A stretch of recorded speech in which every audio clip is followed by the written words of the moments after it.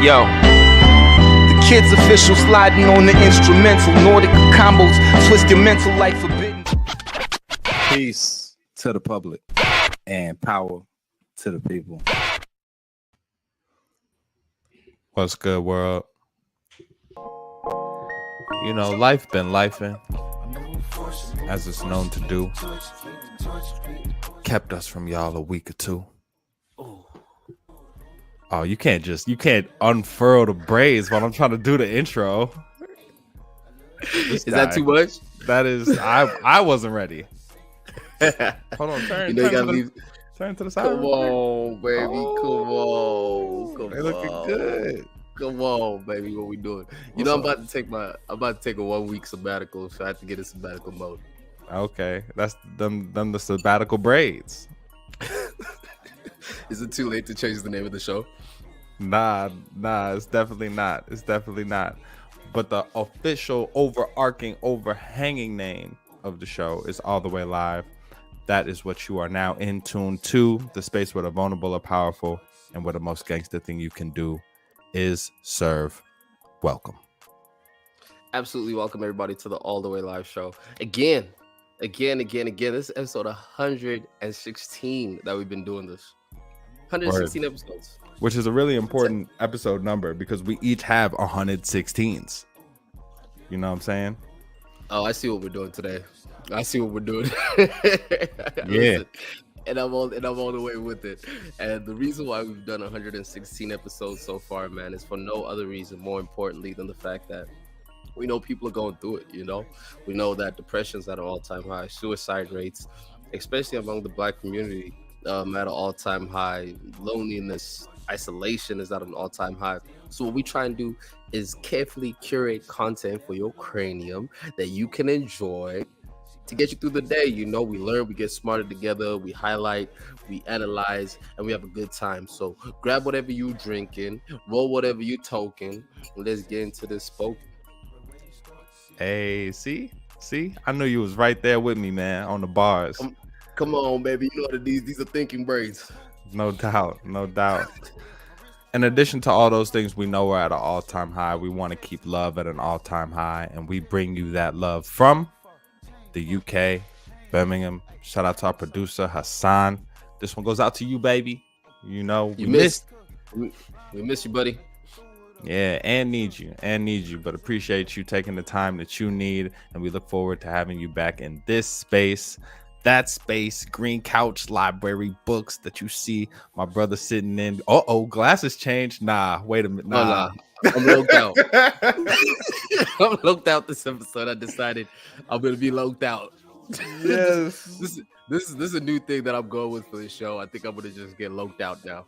Yeah, okay. Well, Zoe is in the building, man, bringing you big energy and big vibes from Cape Town by way of 2003 Compton.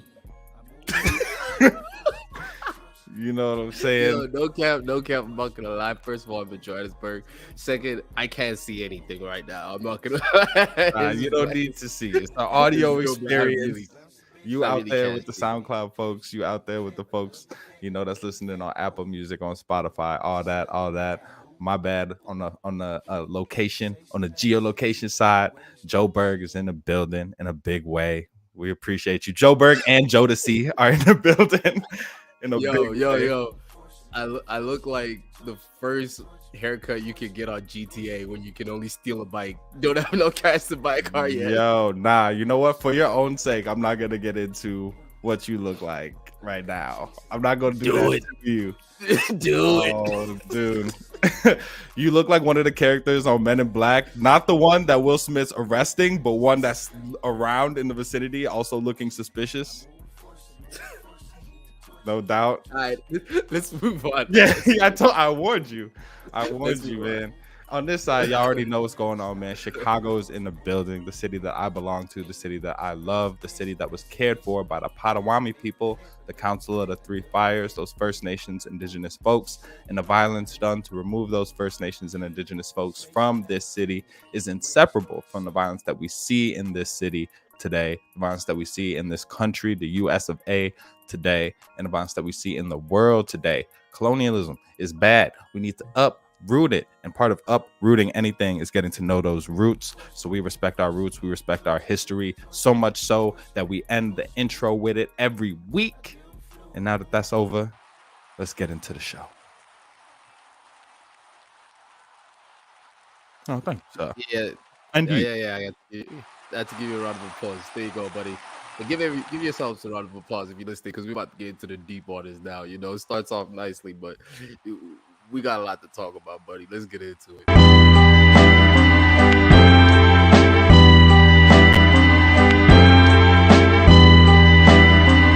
Yo, the kids official sliding on the instrumental. Nordic combos, twist your mental like forbidden. Peace to the public and power to the people. Okay. I killed the intro so hard. We starting over. Hold on. I gotta drop for this. What did you say, nigga? Aha. My bad, I messed up. Listen, we don't have a producer, man. But what we do have is a whole host of different topics. You know, as you can see, today's going to be a very, very fun show. So many good things to come through. We don't go further than starting by highlighting impact. You know, this is a space where we say impact meets art, where art meets impact. And today we're focusing specifically on impact. As you know, we run a foundation. Can you hear I'm all congested and whatnot? Yeah, thanks for coming through, even though you got a little bit of the sinuses going on. How do I sound? Do I sound okay? My allergies been killing me. Nah, you sound good. That's why I had to put my Lokes on. You know, I'm trying to disguise how I feel. Yes. Is that like turning down the music when you're not sure where you're going in the car? You got to take off the sunglasses so that you can pronounce words better. Is it just interference? Are you calling me dyslexic? I'm just saying I'm not sure about the correlation between taking off sunglasses and fighting phlegm in your sinuses. I'm not sure. I understand. Well, anyway, some other people that might have to fight off different diseases and sicknesses are people that don't have enough clothing, which is why we're going to be doing a clothing drive coming through for this week for our foundation.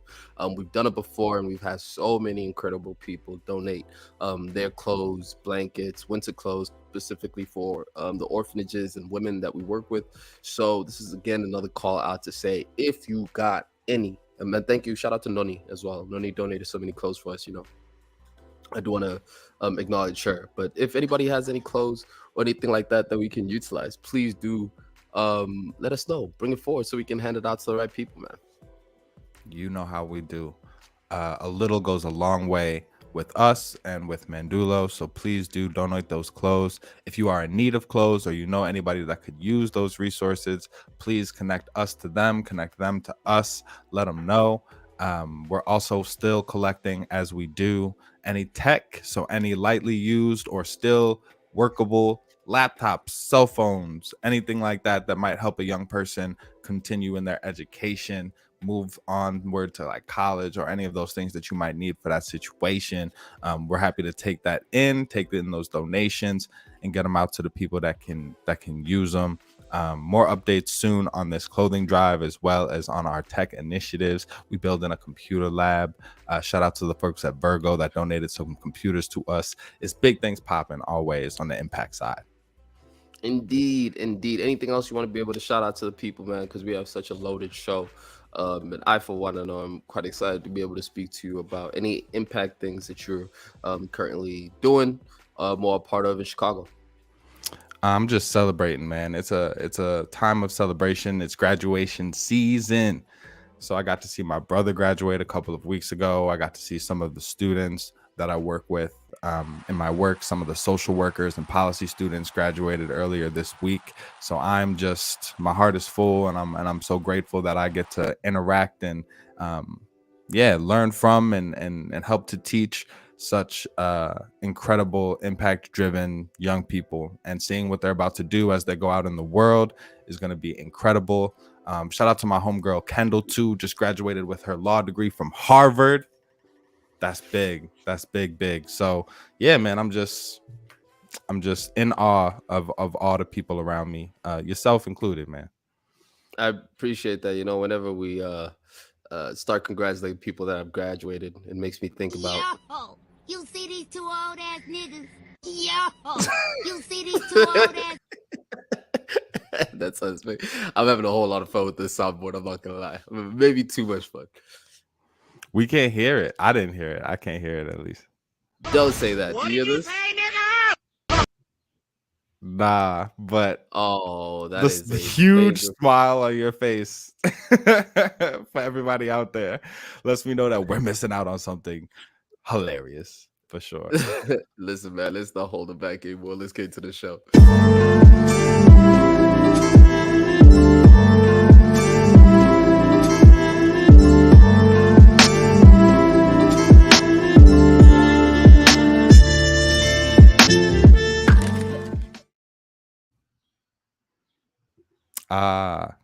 Just a quick note that the people can hear the soundboard, so I'm glad that they and you are in on the joke. I wish I could do more because these are all intensely directed for you. Yeah, Most of carefully them. curated. Hey, man, talk to us. What's going on out there? Whales are fed up, man. They have had it, right?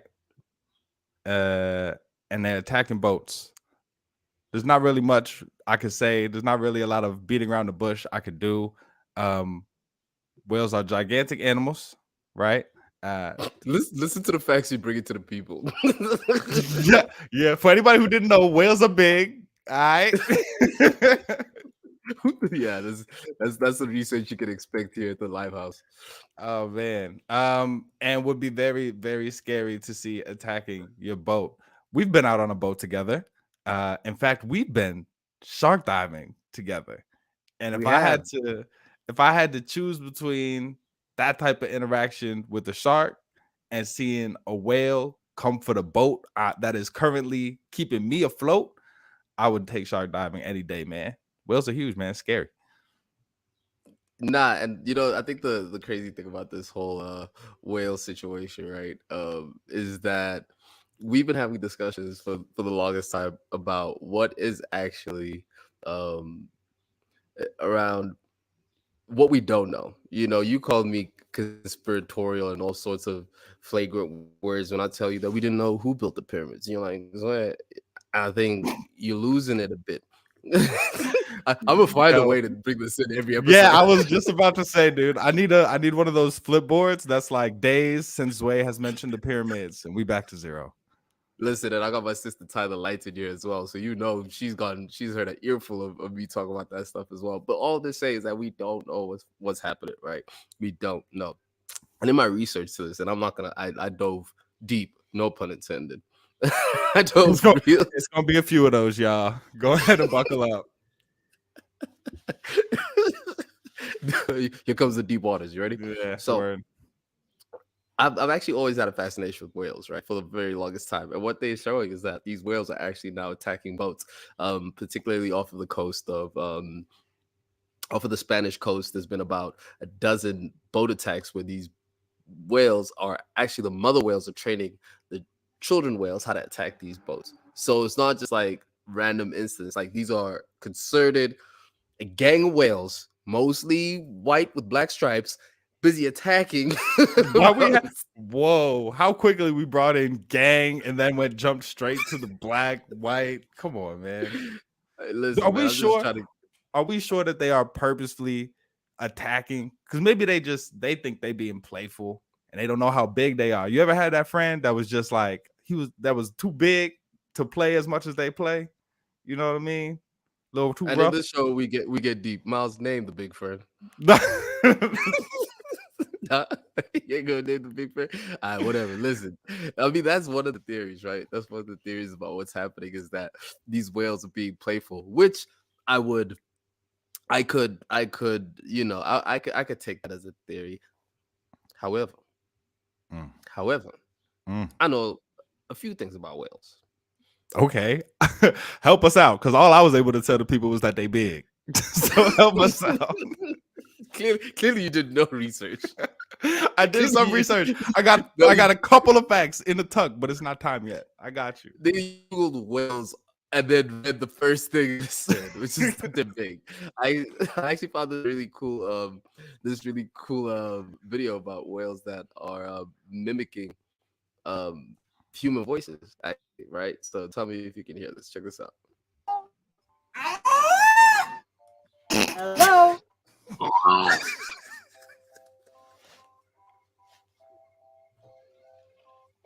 Yo,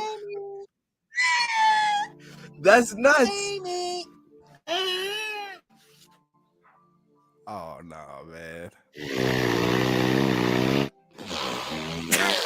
That one is just One, mimicking All you. right, all right, what was that? Whoa. Come on, son. People are trusting you with their ears. what are you one, doing? two. That's crazy though. 1, 2, 3. Alright, you messed Alright. up that last one. You messed up that- What? Alright, too far. But listen, there are a few Yo. convincing ones in there. There are. That is a strange combination of cute and terrifying and really funny because some of those attempts sound like farts. I ain't gonna hold you. Definitely they do, but whales actually have a very complex language system, and I think one of the things that what it brings me to realize is that we're only truly like limited in what we know about things based on like the commercial value of the things that we know about. So there is a whole complex ecosystem and life that's happening outside of what we know about, right? Think about the language, for instance, the language of whales. So there was a study where they put two different whales in two different tanks in an aquarium, but where it had so they put two different whales in two different tanks and then had intercoms between the two whales, and these whales were caught speaking towards each other, having a different dialect, having different accents, and then whales switching up their accents depending on which whale that they speak to and depending on the regions that they come from. They also mourn, they also cry, they also enjoy, they are playful, and they also hunt in very orchestrated groups. So I think they ought to get us. Yo, whales code switching is a crazy concept. That's how you know they're black whales with white stripes.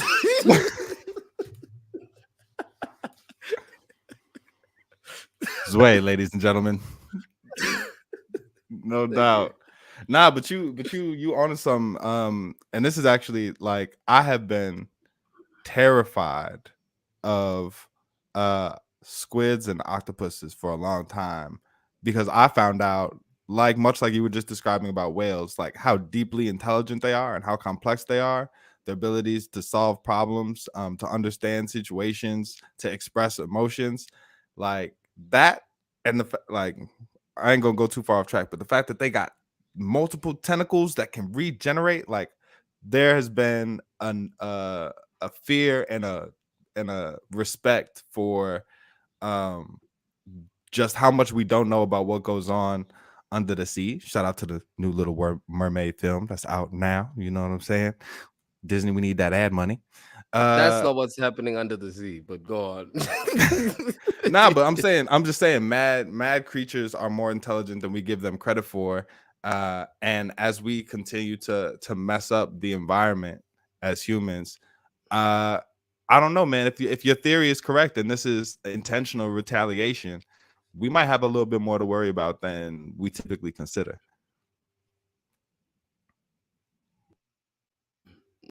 Definitely, and I think it's actually like a lot happening in terms of studies that are being done. So now there's one of the cool things about AI is that it'll actually be able to decode some of these complex languages because supercomputers will be able to actually keep up with this very, very complex language. So I think that's one of those exciting things because there's so much that we don't know, and I thought that was the fun part of this stumble upon. Yo, when we can talk to fish, it's gonna be wild out here. You still eating fish if we can talk to fish? Like if we know what they're saying? It depends what they're saying. Word if they Republican with it, if they right wing, we eating all the fish. Is that what you're If they're saying? racist, that tilapia getting right up on that plate. Dang. You heard it here first, folks. Zway, fish are friends and food. all boats matter. All right, man. Let's get into the next segment of the show, buddy.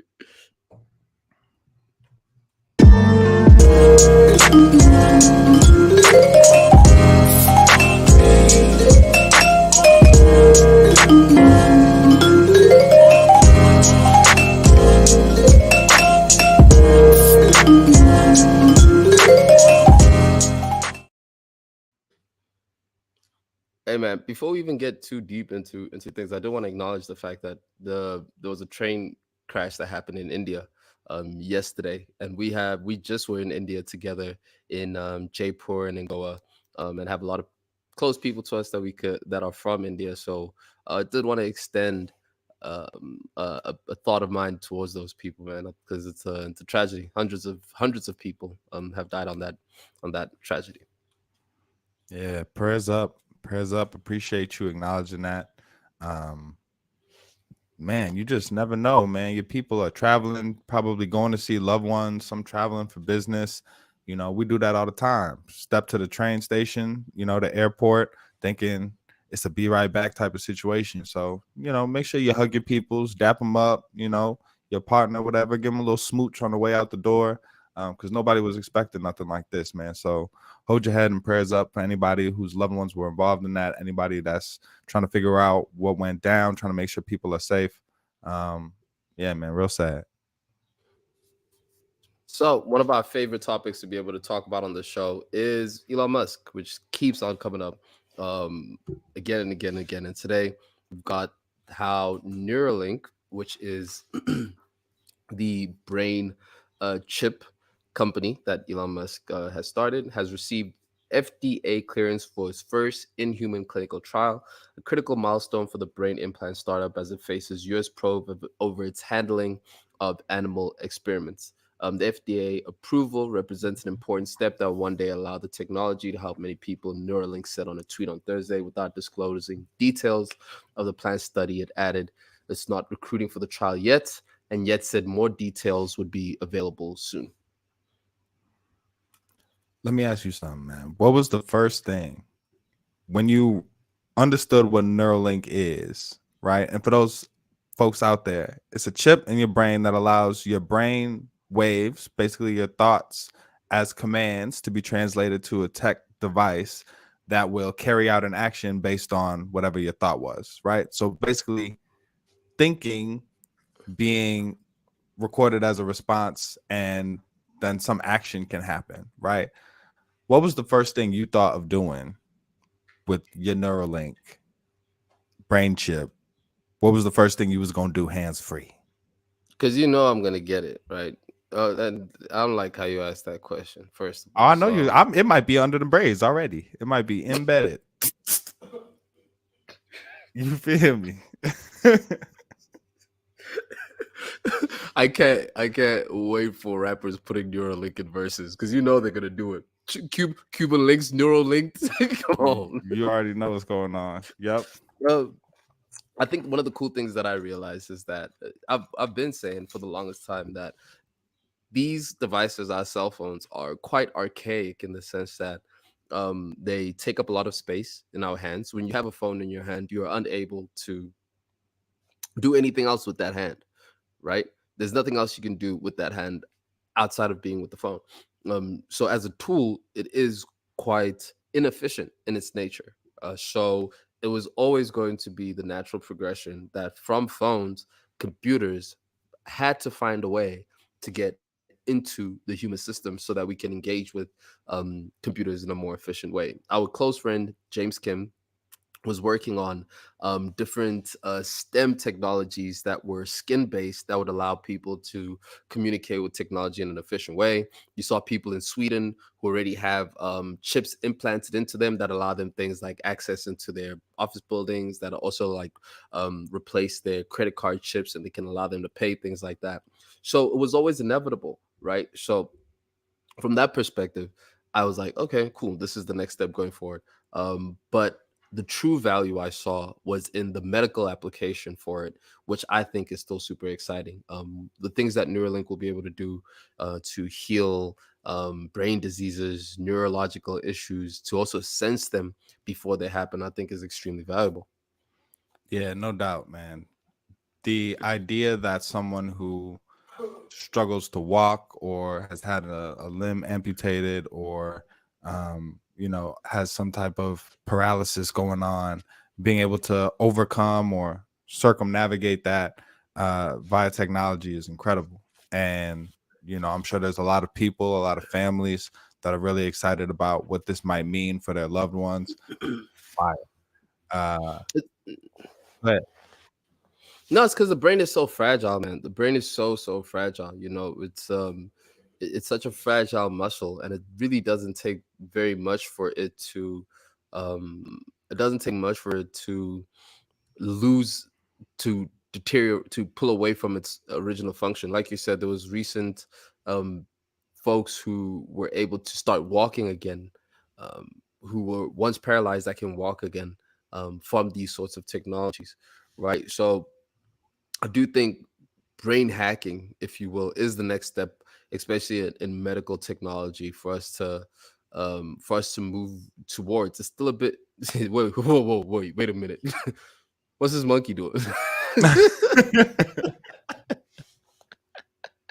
Is this what Neuralink is gonna do to us? hey, man, like you said, man, we're gonna be able to talk to all the animals, the fish, the monkeys, all of it. Very Black Mirror-esque. You remember that Black Mirror episode where they have the chips in their heads and then everyone can kind of like you can record things, you can store memories, and it's like deeply linked. What they got these monkeys doing, man? I don't know, but it's looking very Planet of the Apes. It's looking like it's going to lead to a Caesar and an uprising, and us not being on top anymore, man. You know how strong monkeys are. Anyway, Speaking of which, there's actually a great documentary on this. that was not a tangent. I was expecting you to be able to swing right on with, but cool, man. There's a great documentary on Netflix, Chimp Empire, which speaks about the complex societal structures of monkeys. Super interesting if you're into that type of thing. Dope, man. Dope. Yeah, man. I've been really enjoying docs lately. Well, I don't know about enjoying. I just watched that Subway joint. It's nasty. The Jared from Subway documentary. Man, trash.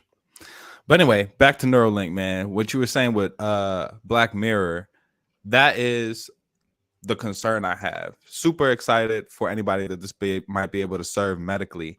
But on the flip side, when it just becomes for commercial use, I think we're struggling right now as people to figure out the healthy balance and healthy separation between ourselves and technology, and having it embedded in your skin, in your brain, I think makes it even more difficult to truly separate, to truly detach, if that's possible at all. So yeah, I worry about that. I worry about the advancement, like the complementary effect of something like this, like technology being embedded in us as people and artificial intelligence. It just feels like, I guess, or maybe I'm just not smart enough to understand why this isn't spiraling out of control, why this represents positive steps forward. I'm not LinkedIn. I can do better than that. I'm sorry. Nah. You can't do better than that. Come on, man. Come on. But now you're not even trying. Now you're not even I ain't like that. I ain't like that. Should we start the show again? That one came off the rim wrong. You know what I'm saying? That was brick. But one of the I think, and you're right, dude. Like the fact that people get worried about these things is not like an education thing. I think definitely, there's gonna be the ad version of the Neuralink, right? Whatever that's gonna look like. Wherever you're going, you're just walking, all of a sudden the ad takes over, stops in your brain. That's all you just start seeing the commercial for bounty towels and stuff.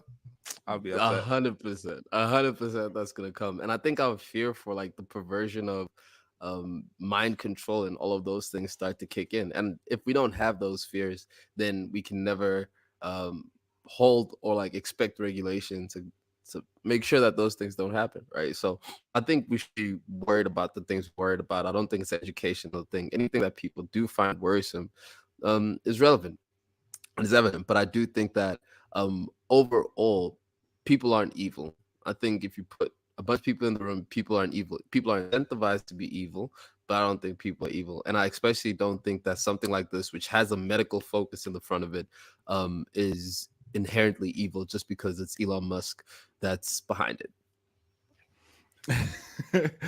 It's really funny to me that even when nobody says that Elon Musk is evil, anytime we end up talking about him, you'd be like, and he's not evil, just in case. Me, am I the one that says that? Am I the Elon Musk not evil cop out guy? Is that what you're claiming me to be? Yes, you are you cape for Elon Musk, and him not being evil.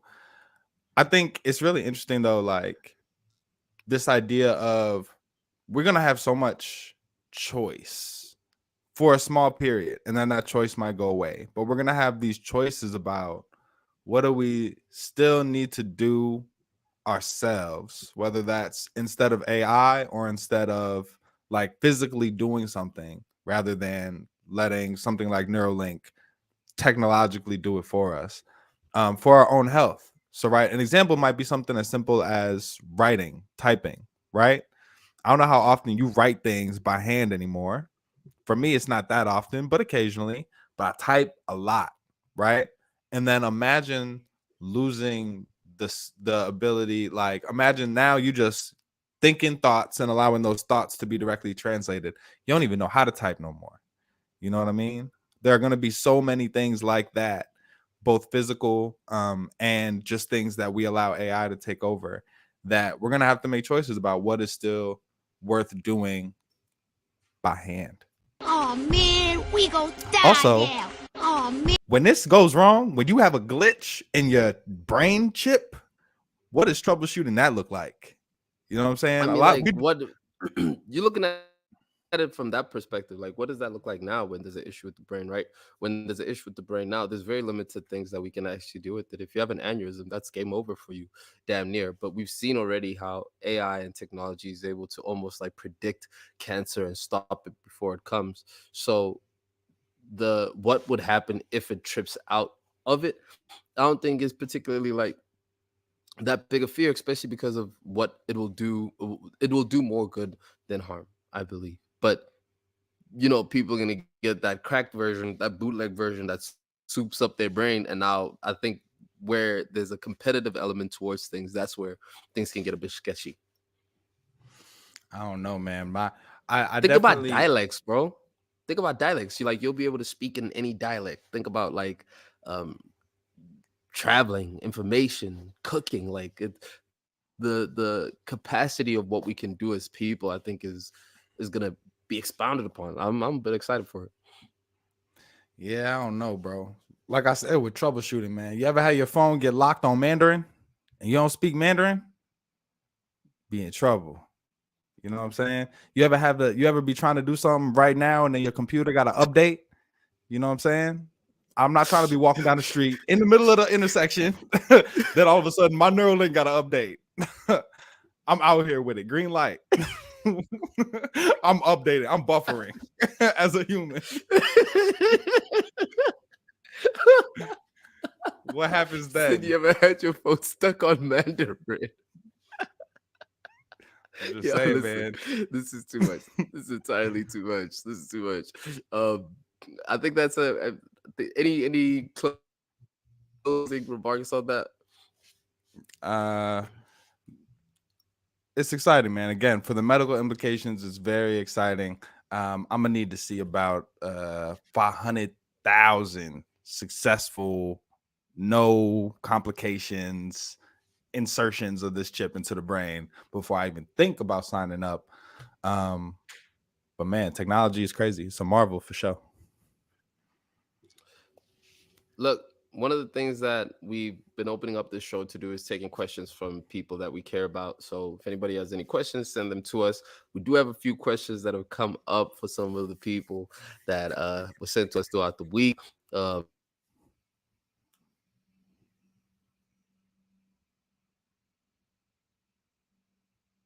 little bit off the. Let's get into. I lost you Can you for see that? just a second. I lost you for just a second, but hold up. Nah, I don't see it. I got cool. So the question is, how do y'all feel about rappers getting plastic surgery?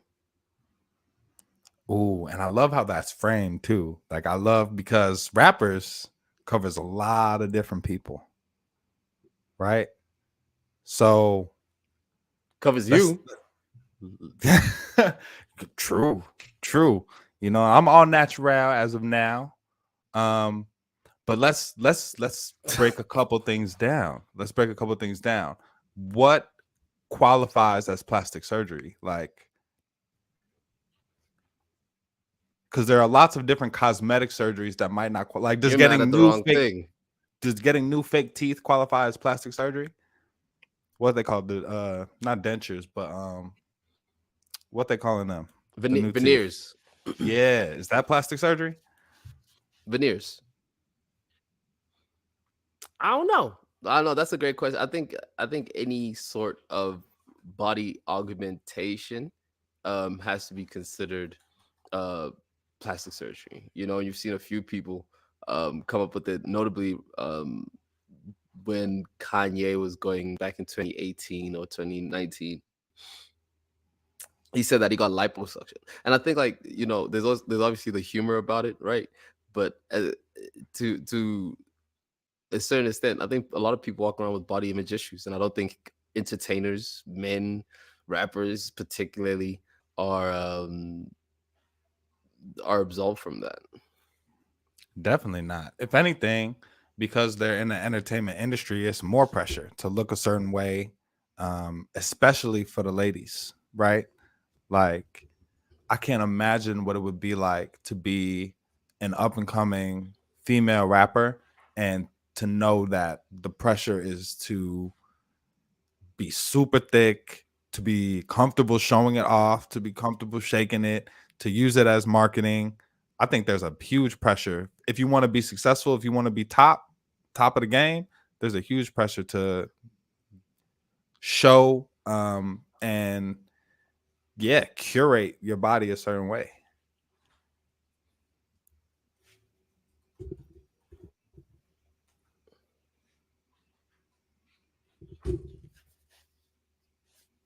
No, that's it.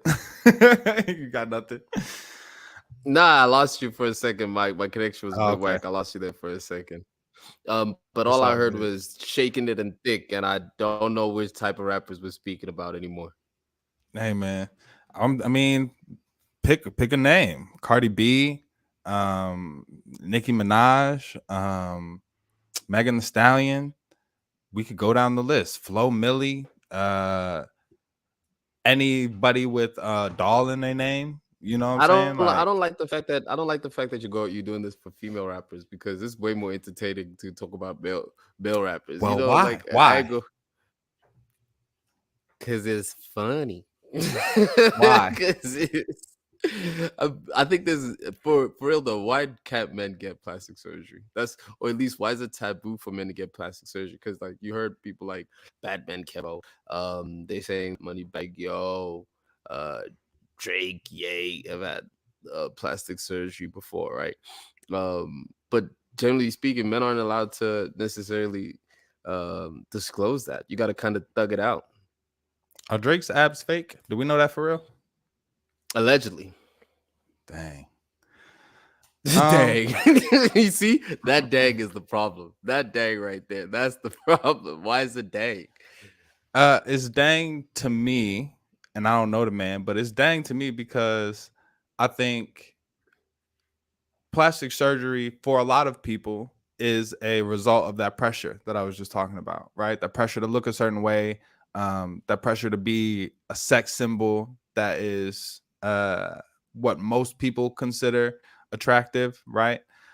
So if my man if that's something that he wanted to do and there's no self-esteem or body image issues to go along with it, then live your life, king. But I think why it's funny and why it's different for men and women is that it's all toxic. It's all the idea that women's value is directly tied to the way that they look, and how thick they are. Particularly in hip hop, it's a very particular type of body type, and men have the privilege, quote unquote, to kind of be more based on their merits. It's how do you rhyme? It's how do you sound? How gangsta are you? All those things have their own pitfalls and issues as well. But because men have the ability to kind of compete in the space without worrying too much about what they look like, right? I mean, Biggie, one of the greatest rappers of all time, not the most attractive dude, at least in my opinion, right?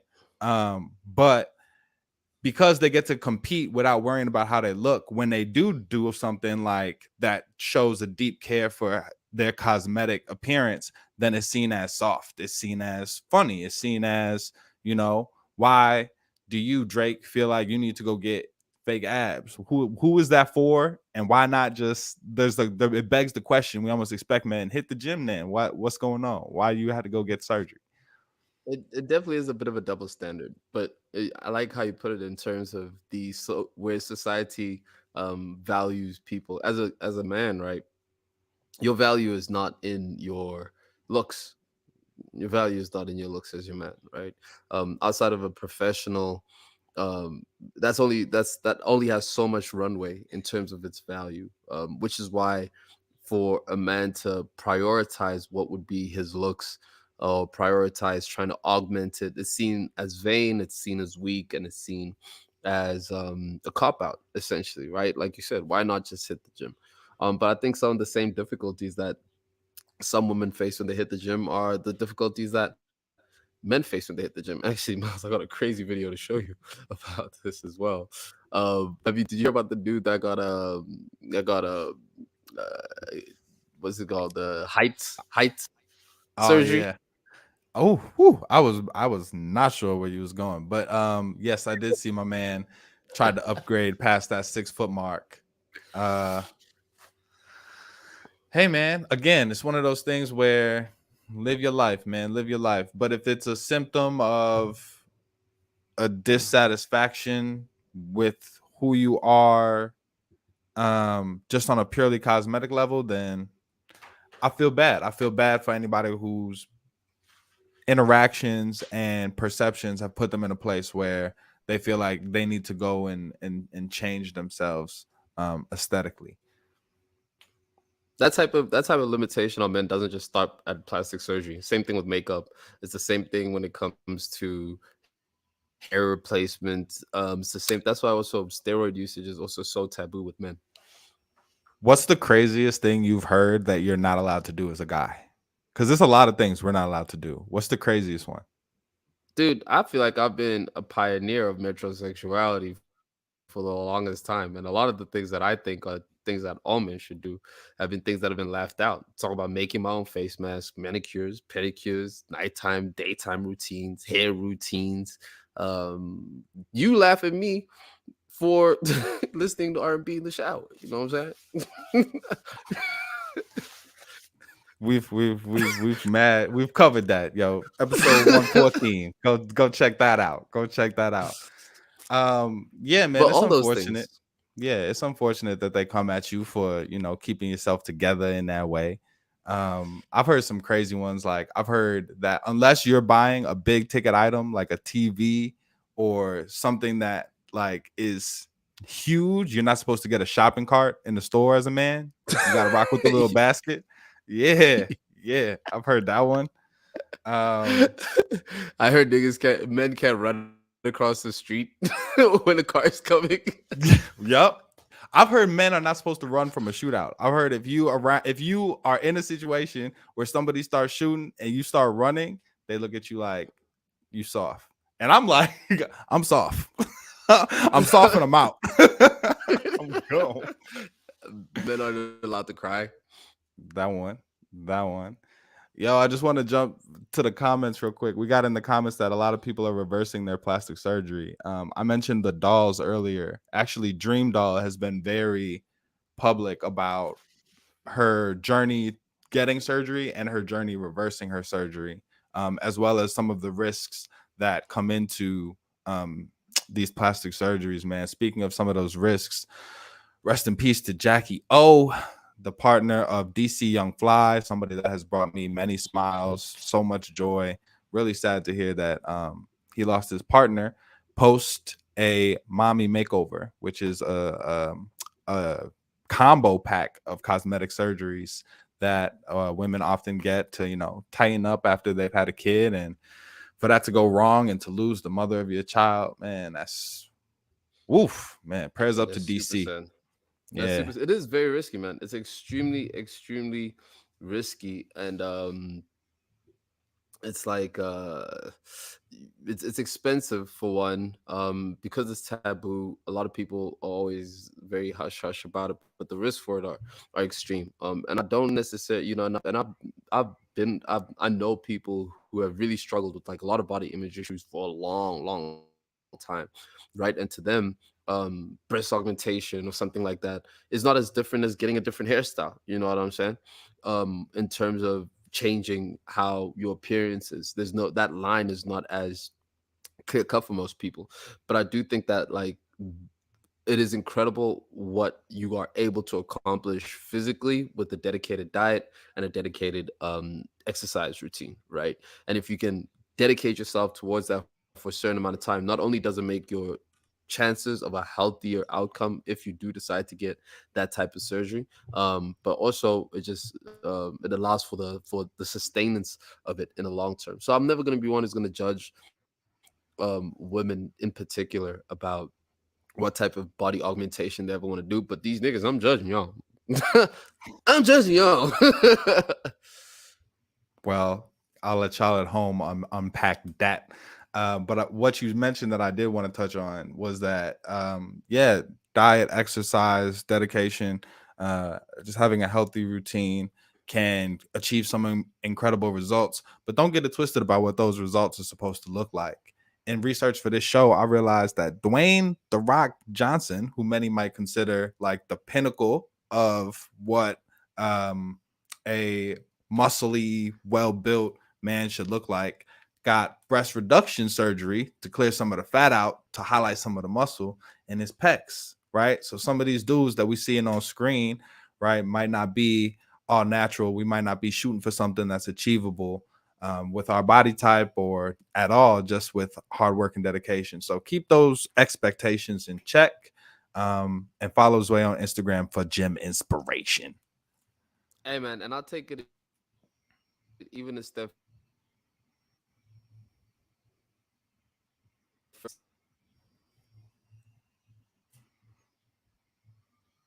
See, they don't want you to have that good knowledge.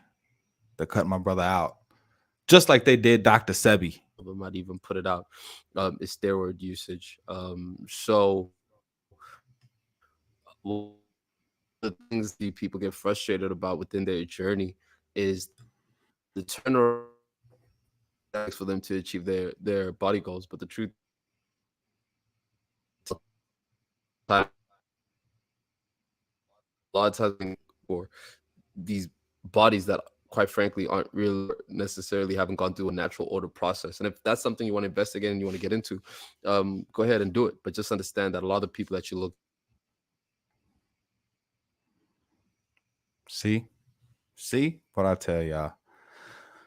For those of y'all on our audio channel, they have cut my brother's feed. You know what I'm saying? He was giving y'all too much good game, too much good knowledge. I'm sure he'll be back momentarily. But yeah, we care about y'all. We want y'all to be healthy. We want y'all to be well informed. That's what we about here on the show. While we wait for him to come back, just a couple of other notable figures that I recently learned had some plastic surgery. Funk Flex, DJ, radio personality, hip hop aficionado. Some of your heroes, man. Nas got his Wait, chip. what? Nah, he got a chip tooth fixed. I was playing with the people. Oh, yeah, 'cause I just we decided that veneers and dental surgery doesn't count, but it's funny. You back? I'm back, baby. I'm back. There's a few more other questions that we got given to us. We have another one that says, "Did you guys hear about Common App removing race as a requirement?" Yo, so Here's a little fun fact for the people. I applied to 16, 16 universities coming out of high school. Um, because that's just what my parents was on. They was like, you got to apply to some Ivy League, you got to apply to some HBCUs, you got to apply to some state schools, and then I had a couple of joints that I wanted to apply to. So I ended up applying for 16 colleges and You applied universities. to 16 colleges and universities? Yeah, yeah. I got into Wow. most of them too. You know what I mean? Okay. You Okay, know what I big mean? flex. Okay, big flex. But part of You also why got that the was presidential Obama scholarship. I think that's oh very important. You got a full oh ride all 4 years. Unbeknownst to the team, Miles Xavier is a genius on the low. on the low. I'll be hiding it. I'll be hiding it. You know what I'm saying? It's a big accomplishment, though, bro. It really is. That's Oh, thank you, man. a very, very big to have your university degree all 4 years completely paid off based on your academic performance is no small feat. Yeah, they trying to drag me back in for this masters, and I'm like, see how I'm used to doing this is. You know what I'm saying? Y'all shell out that cash. I show up and show out. You know what I'm saying? We're gonna see how that goes. We're gonna see how that goes. But the reason I was able to apply for 16 schools was partially because of the Common App, which outside of some of the Ivy League joints and outside of some of the private universities, there's basically this application that allows you to put in all of your basic information that all schools require: name, work history, grades, recommendations, and then allows you to just by school fill out a couple of portions that are unique to the school, but most of the information is already input for you, saves a lot of time. Lots of universities use it. I would say the majority of college applications in the United States that go out are through the Common App. And what they are doing is they're saying they are now giving universities the option to not see the race of the applicant, which means that any rules or quotas about how diverse your student body must be can go out the window, because universities can say, we didn't even know what color Deshaun Jenkins was. We just didn't think he was a right fit for the program. So interested to hear what you think about that, brother. Those universities aren't gonna press that optional button. They still gonna this is gonna be like accept cookies. This is gonna click no. Nah. And also, black names be hard to hide, man. My name is black on paper, bro. Like I'm Yeah. African at on paper. Yep. I've definitely Gani Gila. It's not Yeah. miscellaneous. Nah, for sure. Yep. They're gonna go ahead and check that African box for you. On my behalf. No doubt. I've got a little bit more, I've definitely shown up to some interviews where like the interviewer was clearly like, yes, okay. The Xavier, Miles Xavier Francis. I guess we should have, it was too cool a name. Too cool a name. You do have a miscellaneous sounding name, Mouse Francis. Yeah, you never know. You never know till I show. Hey man, listen, we still got some hip hop and stuff to be able to cover with your permission. Let's get it, man.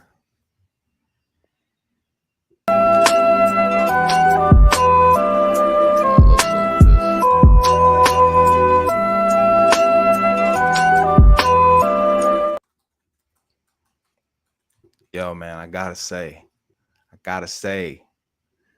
I'm excited. I've been looking forward to this review. I've been looking forward to this album. But it don't even feel right. Without our boy Hassan here, man, on the ones and twos. Hassan is a huge fan of this artist that we're about to review.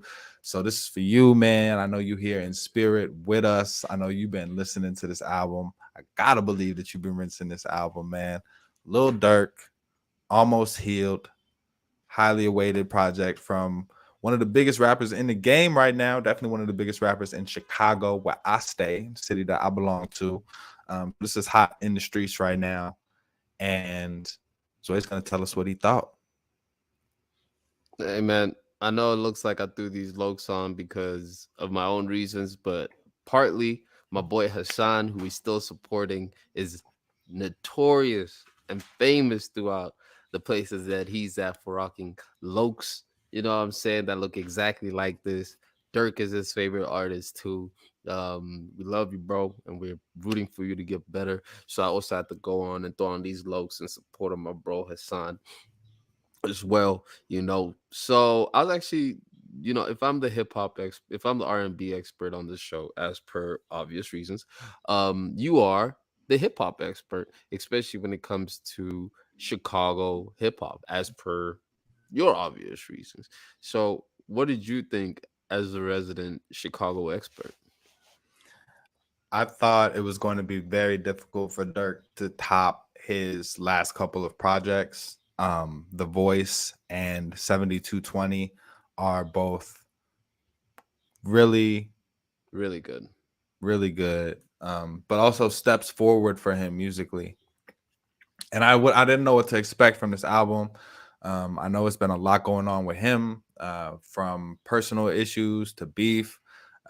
So to hear the album open up with Alicia Keys herself, kind of speaking to some of that, speaking to that, all that he's gone through, and kind of wishing him well, I thought was very, very appropriate. And from there, the album gives you a little bit of everything. It's a little bit of introspection. It's got a lot of heat on it, a lot of stuff that's clearly for the streets, for the summertime. It's a great album to play in the car.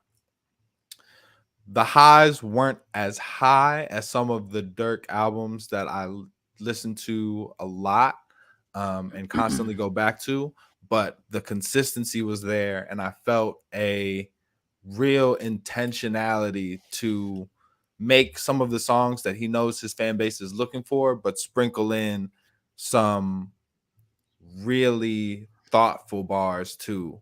And it just shows that this is a person that can evolve, and none of that Can't is see more shit with these clear. on. My God, none of that is more clear. The vision is never more clear than it's interesting. I think the J. Cole feature, if not one of the better songs on the record, really speaks in the direction that he's trying to move, and I think he's sharpening his abilities to mix with different artists. Everyone from J. Cole to even he's got country folks on the album. He's growing, man. He's growing. I'll put it right there. And this album does sound a lot like Growing Pains, I think. This is something that happens with a lot of artists who we first fall in love because of their because of the authenticity and the dark content matter that they have. And then obviously as people evolve and given all the traumatic things that someone like Dirk has gone through, you almost expect that sort of evolution to happen. Uh, and that's what we're seeing in this, you know, Almost Healed, starting with Therapy Session, All My Life, a very upbeat song with J. Cole. But what we love this person for is for these very dark gangster music, to be fair. So, you know, you do hear a bit of the growing pains, I think, when it comes to that switch. I'm not a big fan of the All My Life song. I love Cole's verse. I'm not a big fan of the song itself. Even the Alicia Keys song, I'm not necessarily too big a fan of those. But he does get into some of the joints and the sound that I do appreciate from him. And it does leave you a bit confused as a not confused, but it leaves you a bit in a bit of a catch-22 as a fan of this artist, where you're saying I want and enjoy his gangster music, which has almost been the quality of it is suspended by is upheld by how authentic we know it is. But then I also want this person not to necessarily live that life, given all the tragedy that comes with it. So it, like you said, it's not as good as I didn't enjoy it as much as the last two albums, particularly. But it's Dirk; he's very, very talented. So you are expected to catch some heaters off of this as well. But as a total piece of work, I wouldn't be necessarily. I wasn't wowed by this as I was by the other ones, which were daily food for me for the most part. Mm, mm. It's interesting. Do you find, because I found the last couple of albums actually were a lot more down tempo. They were a little bit more instrumental. I'm thinking of Smoking and Thinking. I'm thinking of a few of the jams that I go back to aren't actually like the heavy bass, like banging songs. They're a little bit easier ride music. Do you feel like that's the Dirk that you like to go back to, or is it because we know he can do those big riding with wolves? Oh my goodness, like that is it hanging with wolves or riding with wolves? Either way, that song goes crazy. But do you prefer that kind of down tempo or the kind of up tempo for the Dirk that really catches you? Both, man, both. And I think what I enjoyed about the last album was because it had a very cohesive balance between the two. The down tempo was it started real the first half of the album started very down tempo, was very introspective in a way that's not necessarily like this is my honest album. It was more so introspective as in this is what I'm honest about, and that's what I enjoyed a lot about this album. But this one, it felt like there was a almost a push to be like, this is what I sound like healed. And that's where I think Dirk and it's a bit it's a bit disjointed in that sense, right? Where we're hearing somebody who wants to come off as healed, but then the latter part of the album gets deep into that gangster shit again. So it's a bit of a difficult sound to intake, I think. Whereas the last one was cohesive in the whole thing. There was no I'm healed. There was none of that. It's just perfect. What happened to Virgil? Down tempo, incredible, love it. Shootout at my house, shootout at my crib, down tempo, perfect, loved it. Yeah, I feel you. The prior two albums, definitely seemed more cohesive. Definitely seemed more like an artist that was just letting out whatever they were going through, and it came out almost effortless in that way. But this one sounds very intentional, like he's trying for that growth, he's trying to do something, and I could see how the different sounds he's trying for, from a track like All My Life with J. Cole, and then skip down the track list, and then you got War About It with 21 Savage, you got Big Dog with Chief Wook, you got 300 Euros, you got Grandson with Kodak Black. It is very different sounds. So I feel you how this wouldn't be as easy a listen all the way through. But as a fan of him and somebody who checks for Dirk projects, what this album showed me was that he's keeping all the tools in his arsenal sharp, even if they didn't come together perfectly. I got a little bit of each type of Dirk that I like on here. So Grandson was a highlight for me. Put Him on Ice, Never Imagined with Future, one of my favorite songs on here. 300 Euros I liked a lot. I liked Cross the Globe with Juice WRLD, actually. Those Juice WRLD features are hit and miss, especially Postmortem for me, but I dug that one. This was a really good effort, and I kind of expect it to grow on me a little. It's grown on me with each listen, so I think I'm at a 3 out of 5 right now, but with room to continue to up it. And shout out to Dirk, man. Really good project. Streets of Chicago is happy, I think. Yeah, man, I enjoyed Put 'Em on Ice. Never Imagined, Before Fajar. What else? Grandson was also really, really good. Bell to Ass was pretty cool. I also give it a 3.5 out of 5. Cool. Another review in the books. Shout out. Oh yeah. His braids or your braids? Oh man. Yo, any other music that you've been digging in that the people should know about? Did you hear the Gunna single? I did hear the Gunna single, and I liked it a lot. I thought it was really, really smooth. Yeah. My man is gonna have to try and fight back into that spotlight, into that position of the game. But I think this is, if you're just gonna do it musically and you don't really care what people are saying about your character, that's how you come out. You came out swinging. So interesting to see how people will gravitate or not to Gunna going forward. But I am hoping for a really good music summer as far as music. I feel like this year's been a little dry on the hip hop side. So I'm hoping that the floodgates open as people are outside, on this side at least. And I'm hoping for some cool projects to get me through June, July, and August. This will be one of them. I'm glad you said that hip hop is dry at that side, because honestly, what's happening in South Africa right now, which I've been very deep into, is that South Africa is in the middle of a real life hip hop moment and a hip hop movement, which I think is some of the most exciting hip hop that's coming out right now. I've got a whole playlist that I'm going to be dropping onto our page soon. That's going to be highlighting that, really showcasing what's happening, because I think when we look back at it, this is going to be a very important moment. The heartbeat of hip hop in this continent is right now in Johannesburg, South Africa, and I don't think anyone is doing it in a more exciting and innovative way. Well, I love to hear that. Please don't tease us with that playlist too long. Please drop that for the people. I definitely am excited to dig through that. I could say something right now that you ain't gonna like, man. I think I'm gonna say it. I think I'm gonna go ahead and say it. I think I'm gonna go ahead and say it. Hip hop on this side in the US has been a little bit dry this year. So I think, this is just me, my humble opinion, that between last year and everything that we've gotten so far this year, Book of David is still the best rap project that we've gotten in the last 18 months. Yeah, nah, hell no. Look, we're gonna get up out of here because we're about to start fighting, and there's no reason for us to start fighting.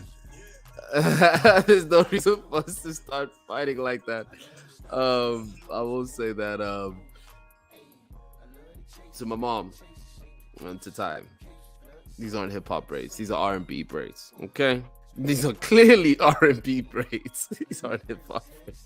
Yo, my man is imitating the cover of Fabo Soulquarius. You can check that out. You see what he's going for. More like D'Angelo, if I'm being more honest. The D'Angelo from Atlanta? No, D'Angelo. Just get out of here, man. Yo, we know it is a beautiful Sunday. Y'all got a lot to do. Y'all got family to see. Y'all got work to do. Y'all got gym time to spend. Y'all could be doing anything in the world. Y'all are all over the world, and y'all are tuned in listening to us. If you're hearing this right now, please accept our deepest gratitude for joining us in this celebration of celebrating, the celebration of life, the celebration of how good it feels to see Sway's R&B braids. Feels good. They good though. They clean though. They clean. They is clean. They clean though. Yo, my beautician snapped on these for sure. Yeah. Now all we needed to get you is like an AI jersey. You'll be getting there. It's coming. Yep. Well, stay tuned, man. Look out for that. Please send us more questions so we can hit those quick hits. I really enjoyed having that as part of the show the past couple of weeks. It's always better when y'all engage, and we can do more when you like, comment, and subscribe. So please do that. And please eat something delicious. Please hug somebody you love. Please be safe out there, whether it's summer or winter. Like that. Peace, water. We out of here. Yeah, I get that, but is we live?